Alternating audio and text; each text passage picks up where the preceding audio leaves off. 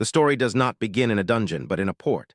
The sun reflects, sharp and merciless, off the waters of the Aegean, the Black Sea, and the eastern Mediterranean. The vessels are not warships in the traditional sense. They are dhows, cogs, and galleys, the standard machinery of 13th century Mediterranean trade. Their cargo, however, redefines their purpose. Following military campaigns, razzias, and the endemic warfare of the frontier zones between the Mamluk domains and the dwindling Christian outposts, Cilicia, Cyprus, the Mora, a specific commodity entered the supply chain: human captives. The majority were destined for the slave military system, the Mamluk institution itself, drawing primarily from young males of the Kipchak steppe. A secondary, distinct pipeline was established for women and children.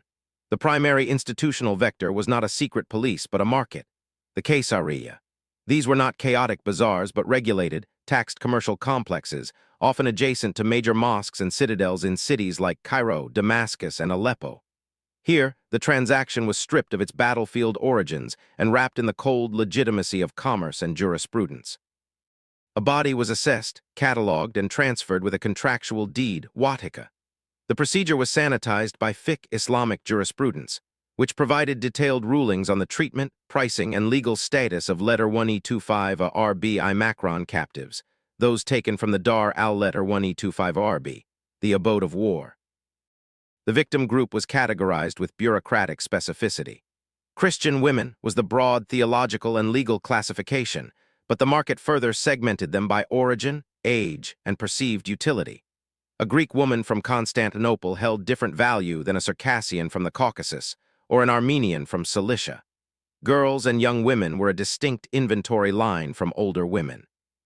The initial sorting was a function of anticipated use: domestic servitude, concubinage, Sharia, or integration into artisan workshops.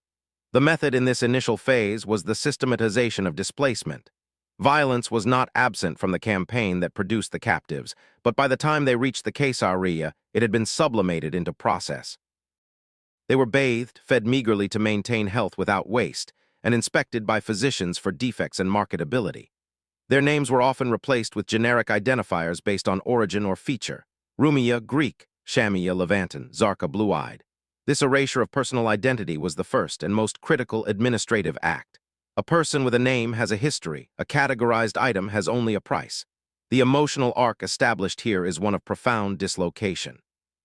The trauma was not merely the violence of capture, which was real and brutal, but the subsequent immersion into a system so vast, impersonal, and legally robust that resistance seemed not only futile, but irrational. The citadels of Mamluk power, the Cairo citadel, the citadel of Aleppo, loomed physically and institutionally over these markets.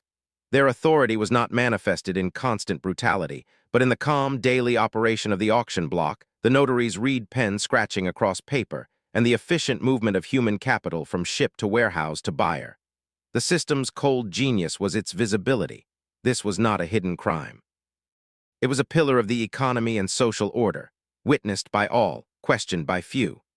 The journey from a village in Armenia or a coastal town in Anatolia to the stone vaults of the Cairo Qaysariyya was a journey into a world where one's past was legally nullified, and one's future was a line item in a merchant's ledger. The true horror was in the ledger's neat columns, the notary's seal, and the absolute silence of the law.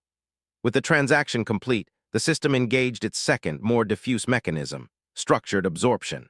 The Qaysariyya was merely the intake valve.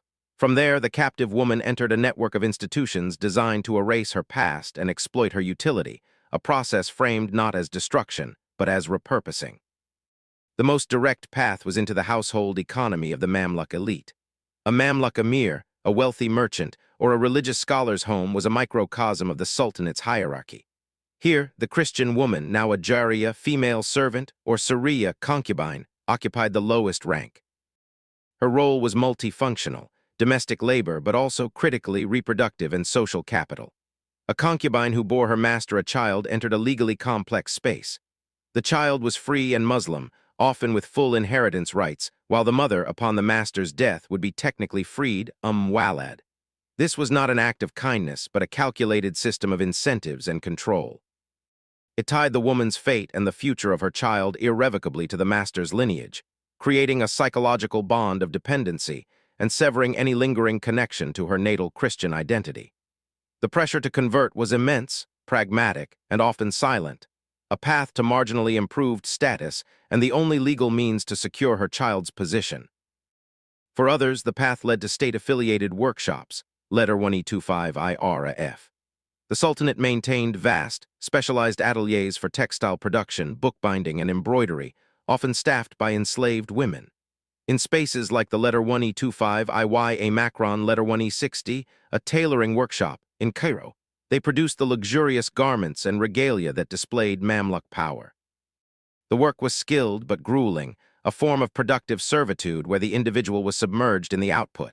Her labor literally clothed the regime that owned her. Secrecy here was not about the existence of the workshops, but about the interior life within them.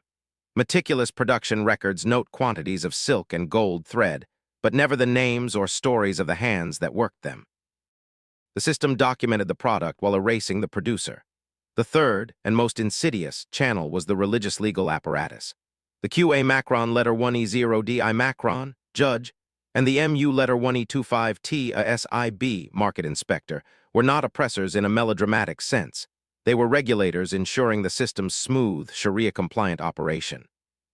A dispute over a captive's price, her health warranty, or her terms of service would be adjudicated in a Sharia court. The law provided protections against unlawful killing, mutilation, or, in theory, excessive punishment.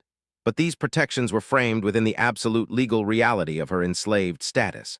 Her testimony carried less weight than that of a free Muslim. The system's psychological pressure was rooted in this paradoxical justice. She could appeal to an authority, but that authority's foundational texts and principles confirmed her fundamental subjugation. The law became a cage, not a refuge. This phase's method was the normalization of asymmetry. Control was maintained not through constant whips and chains, but through the architecture of daily life.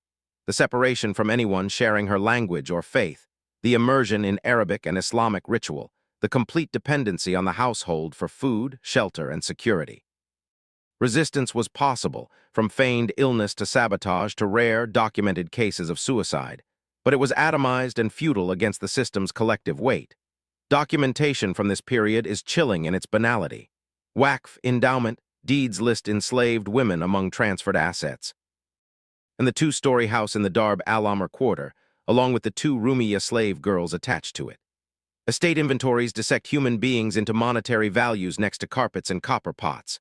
The archival silence is not an absence of records, but a deafening roar of records that treat people as things. The horror escalates not in dungeons, but in notarial archives, where the mundane language of commerce and law perfectly encapsulates a profound, institutionalized violence. The Mamluk Sultanate fell to the Ottomans in 1517. The slave markets of Cairo did not close. They adapted, shifting sourcing to the Caucasus and Africa under the new regime. The specific pipeline for Christian women from the Mediterranean frontier gradually constricted and dried up, rendered obsolete by shifting political borders and Ottoman administrative practice. The institution that processed them, however, did not collapse in a cathartic revolution. It was subsumed, its paperwork filed away, its physical spaces repurposed. The aftermath was not liberation, but administrative obsolescence. For the individuals who lived and died within the system, the aftermath was a silent dispersion. Those who survived to old age within households faded into the extended family structure, their origins unspoken. Their children, now free Muslims, carried a lineage partly rooted in an erased Christian past, a past often actively concealed to protect social standing. In the workshops, aging hands were replaced by younger ones. The individual retired into poverty or was absorbed into the city's destitute underclass, leaving no distinct trace. There were no monuments, no mass graves with identifying markers for these women. Their erasure was achieved not through destruction, but through assimilation and silence. The legacy lives in two contradictory forms, the archival trace and the historical void. The trace exists in the cold, precise language of the documents, the sales deeds in the Jenazah collections, the estate inventories in the Ottoman archives, the passing mentions in chroniclers like al-Makhrizi. These fragments are the foundation of any scholarly reconstruction, yet they are traps of perception. They force us to see these women only through the eyes of the system that commodified them, as prices, problems, or property. Their internal world, their resistance, their grief, their moments of fleeting agency are almost entirely absent. The archive shouts their existence while whispering their humanity. The void is what surrounds these fragments. It is the lack of their own voices, no diaries, no letters, no oral histories passed down. It is the gap in the artistic record. Mamluk miniatures depict courtly life, military parades, and market scenes, but they do not depict the reality of the Qaysariyya or the interior of a textile workshop with documentary intent. The void is also in the popular memory. The grand narratives of the Crusades or the fall of Constantinople center on kings, sultans, and soldiers. The systematic, decades-long human tributary that flowed into the Mamluk heartland is a subplot, if it is acknowledged at all. This creates a historical legacy more unsettling than simple tragedy. It is a case study in how a civilization can build a vast, economically significant apparatus of human processing, operated openly under the full sanction of law and religion for centuries, and then have that apparatus vanish from the central narrative of its own history. The Mamluk Sultanate is remembered for defeating the Mongols and the Crusaders, for its architectural marvels, for its military slave system. The specific fate of Christian women within its socio-economic machine is a specialist footnote. Thus, the final method is the structuring of forgetting. The system was so normalized in its time that it didn't require special emphasis from its chroniclers. Its endpoint was not a dramatic crash, but a quiet phasing out. The victims were dispersed into the genetic and social fabric, leaving no distinct community to carry the memory forward. The result is an echo, not a cry. We sense a vast human experience pressing against the thin, opaque parchment of the records. We can measure its scale, diagram its mechanisms, and understand its legal rationale, but we cannot hear it directly. The history is worse than you think, not because of uncovered sensational brutality, though brutality was present, but because its true horror lies in its cold, bureaucratic efficiency, its totalizing nature, and its profound, successful commitment to making the individual disappear twice. First into the market, then into history.